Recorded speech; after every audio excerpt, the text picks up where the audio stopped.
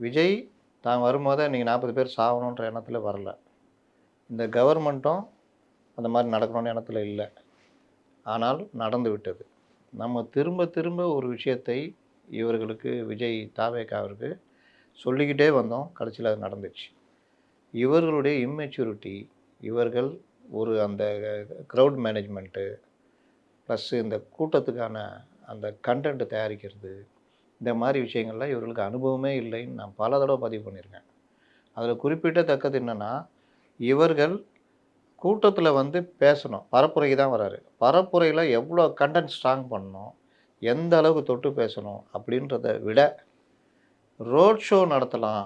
எந்த அளவுக்கு மெதுவாக வர்றது, எந்த அளவுக்கு ரொம்ப நேரம் கழிச்சு வர்றது, ஜனத்திரளோட வந்து ஒரு ரோட் ஷோ நடத்துறது. இதில தான் இவர்களுக்கு கவனம் இருக்கு, ஆசை இருக்கு. இத தான் பெருசா நெனைக்கிறாங்க. இது தவறு.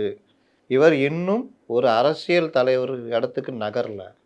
இன்னும் ஒரு நடிகராகவே தன்னை நினைத்துக்கொண்டு, அந்த இதிலே திருப்தி அடைகிறார்.